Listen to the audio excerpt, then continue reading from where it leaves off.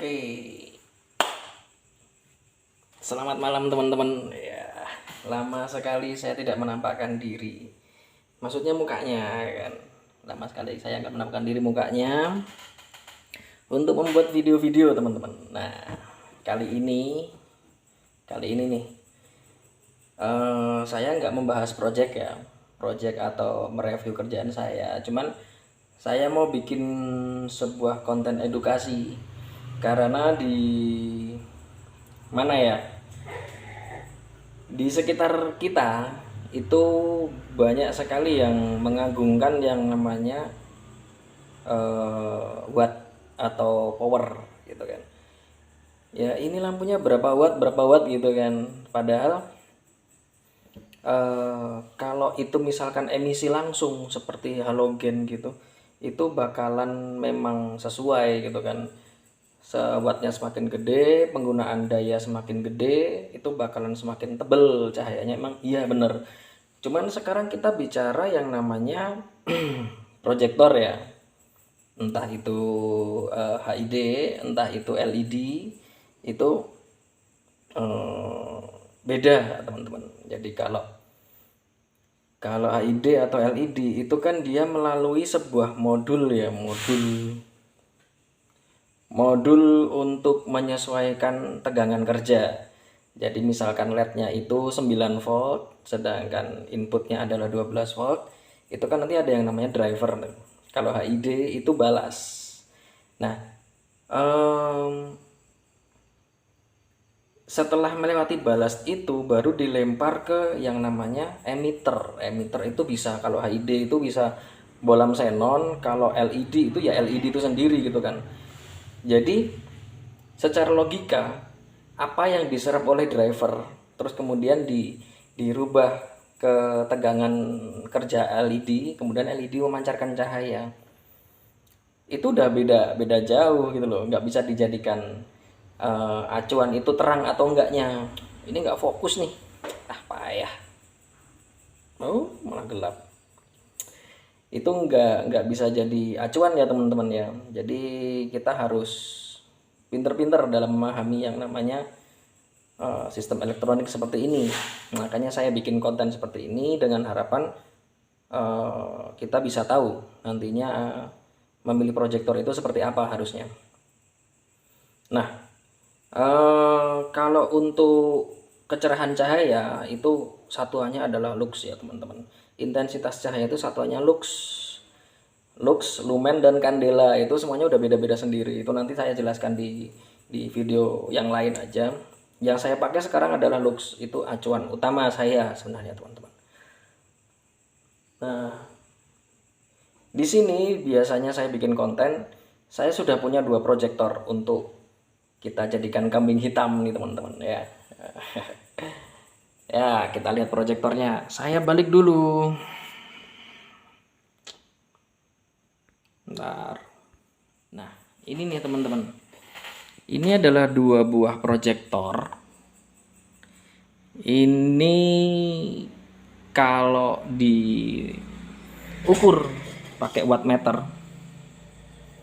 itu hampir sama teman-teman. Malah lebih besar yang sebelahnya.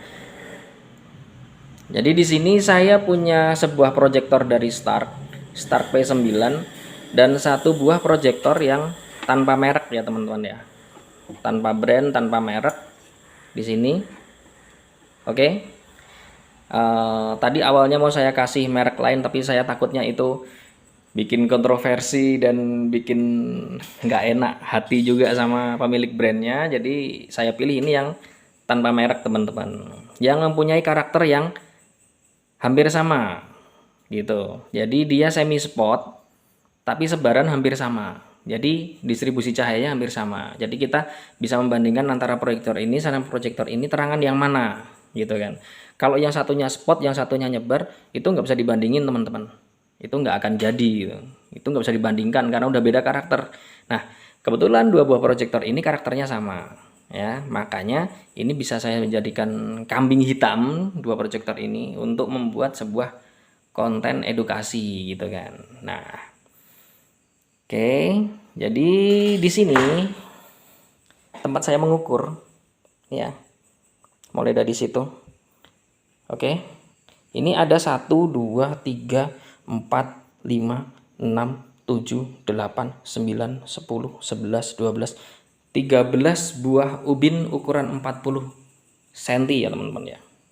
Dan kemudian ini kalau lurusnya itu adalah pas di keset tuh teman-teman ya. 1 2 3 4 setengah. Nah itu di situ tuh ya. Kenapa 4 setengah? Karena ini saya taruhnya di tengah-tengah teman-teman ya, di tengah-tengah. Jadi di sana kita hitung 4, 1 2 3 4. Di titik hitam ini nanti kita akan mengukur nilai lux yang ada di situ. Oke. Ini 4 kali 4 itu kan berarti 16 ya teman-teman ya. 16 kalau misalkan ini kita ukur jarak miringnya, karena ini jatuhnya miring nih teman-teman ya. Yang jatuhnya miring ukurnya ke sana. Oke. Kalau pakai rumus Pitagoras ini ketemunya akar 3190 apa ya? Nah, akar 3190 itu sekitar 56,4 meter. 5,64 meter. Jadi di sini kita bulatkan 5,6 meter ya teman-teman ya. Oke. Kita mulai pengukuran ya. Nah, yang pertama kita akan mengukur yang ini kabel yang mana yang sudah saya colokin. Nah, yang tanpa merek. Yang tanpa merek dulu. Kita nyalakan. Oke, bener ya. Tegangan sama yang saya kenakan. Oke. Di tegangan yang sama 14,04 volt. Terbaca 51,6 watt. Dia nanti mungkin stabil. Stabil itu di sekitar 48 watt ya teman-teman ya. Dengan arus penggunaan arus yang disedot. Istilahnya dot akinya 3,67 ampere. Oke, ini yang tanpa merek ya teman-teman ya. Oke, dan satu lagi kambing hitam kita satunya adalah Start P9. Kita coba nyalakan, betul ya. Langsung kita baca saja. Tegangan perkenaan hampir sama 14,1, 3,6 ampere dan dia cuma 50 watt. Nanti stabil dia di 47 watt mungkin ya, kalau nggak 46 watt. 47 kalau nggak 4 ya sekitar 47 lah. Pernah saya ukur segitu. Oke. Nah, ini yang mau diukur pakai lux meter. Yang mana dulu nih? Ingat, lux meternya harus certified teman-teman ya. Oke, harus certified ya. Certificate of Calibration. Jadi ini sudah distandarisasi dan dikalibrasi sesuai standarnya. Oke. Gitu ya teman-teman ya. Ini lux meter yang saya pakai. Harganya kurang lebih berapa tuh? 800.000 itu. Kita mulai pengukuran ya. Kita coba P9 dulu. Kita anggap ini sama-sama 50 watt aja deh. Walaupun besaran yang ini ya, ini 51,8, 52 watt. Yang ini 50,8 watt. Ini 52 watt, ini 51 watt. Nah, bisa dibilang gitu. Lebih gede yang tanpa merek ya. Seharusnya lebih terang yang ini ya kan. Kalau menurut budaya yang kita terima saat ini gitu kan. Ini lebih terang harusnya. Oke, kita coba di P9 dulu. Kita nyalakan.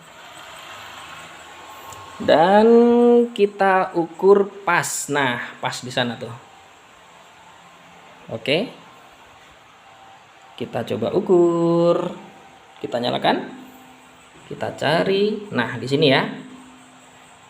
Nilainya berapa yang paling tinggi? Oke.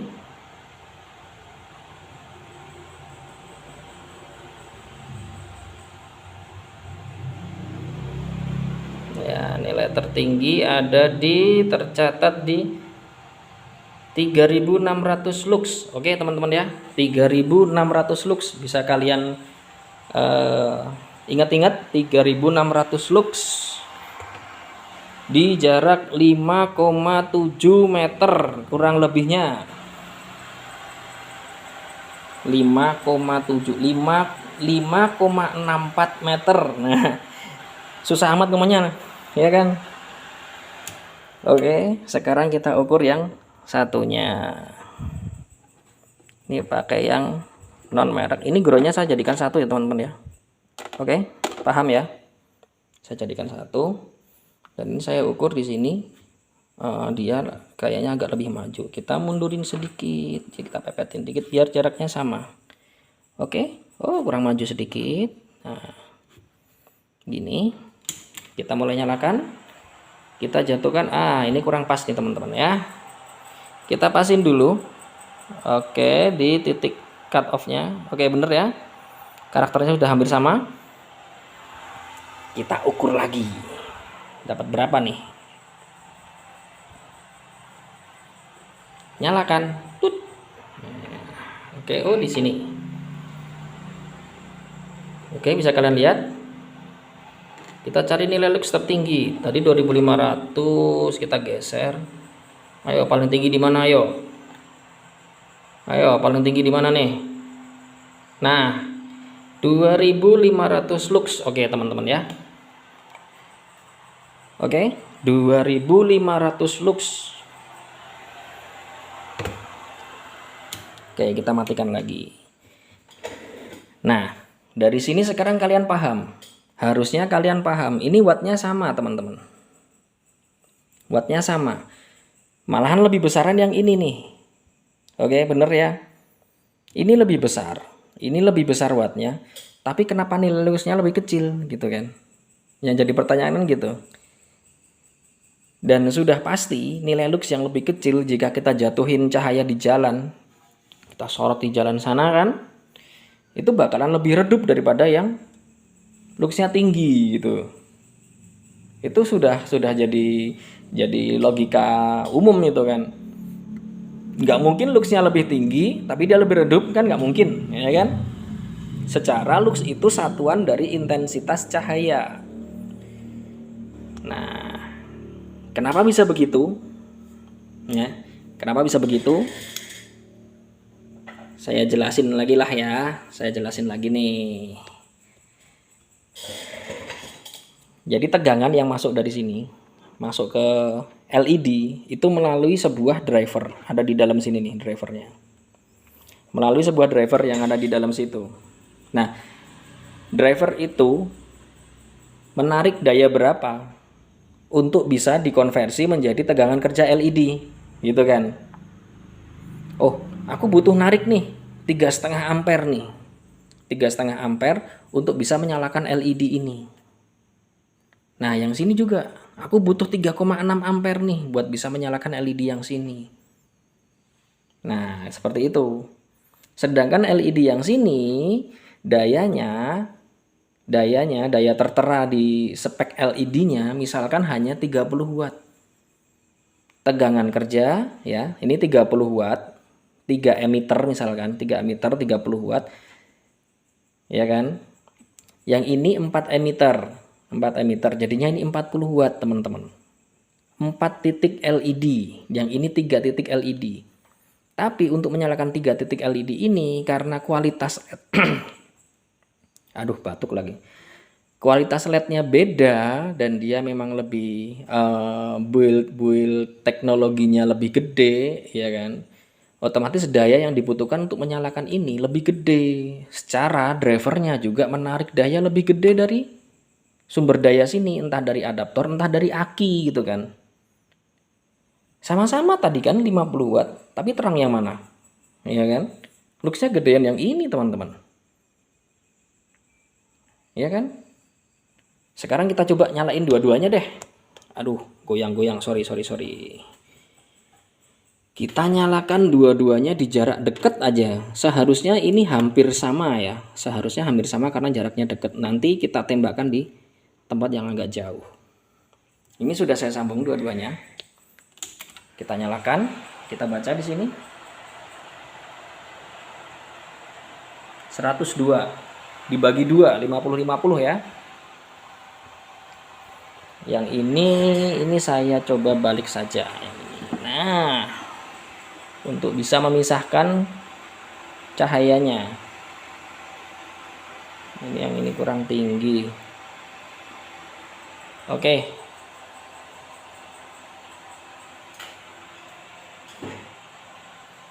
Ini karakternya hampir sama. Tapi lebih terang yang atas ya memang.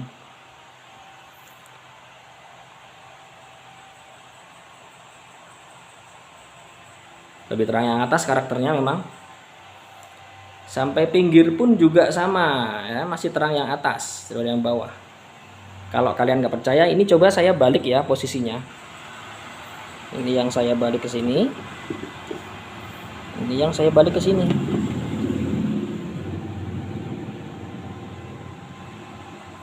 Nah, kalian udah bisa ngelihat nih terang yang mana nih, ya kan?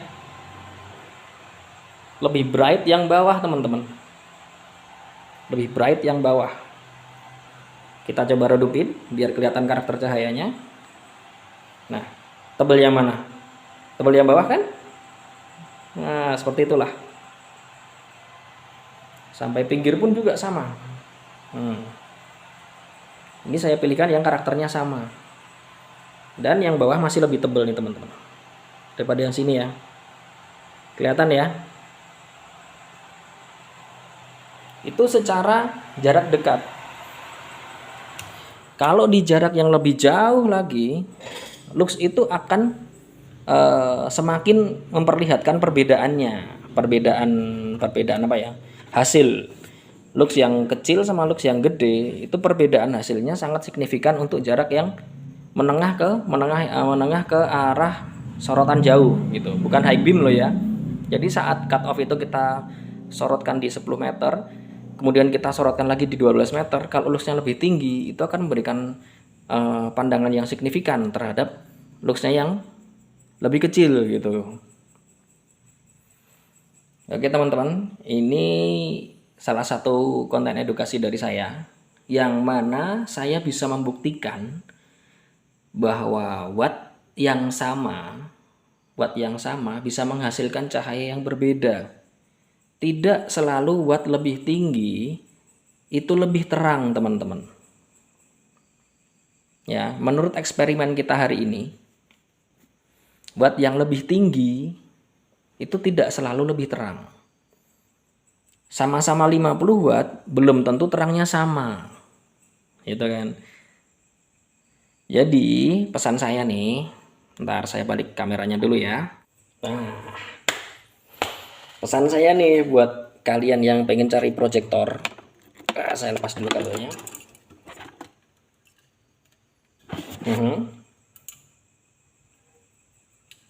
Ini yang kita tes tadi.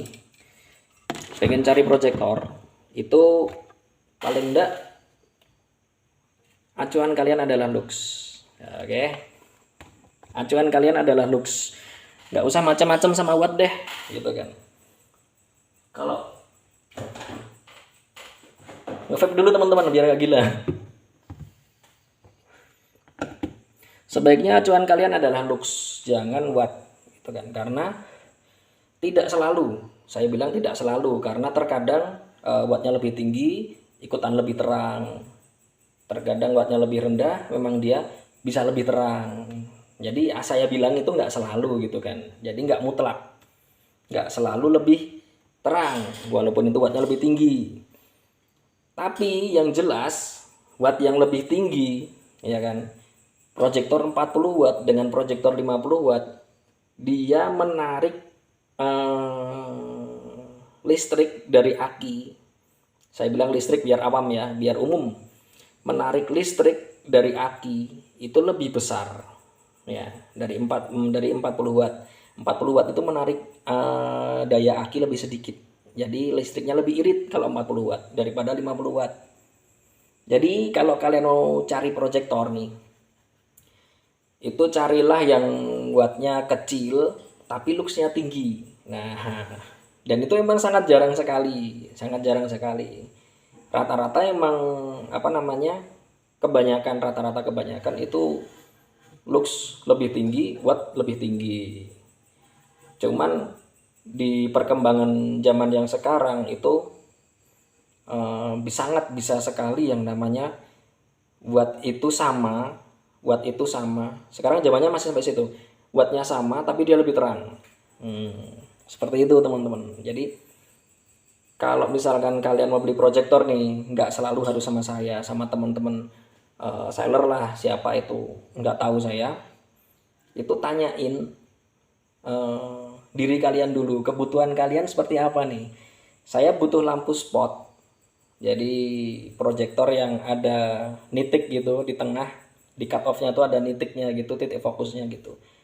Atau saya butuh yang bener-bener rata gitu kan, semi hotspot gitu. Jadi semi spot banyak yang disebar juga, nggak cuma di spot di bawah cut off gitu, nggak. Kalian tanya diri dulu, saya lebih butuh yang mana nih? Karena saya butuh yang semi spot, jadi lebar, distribusi cahayanya juga meluas gitu.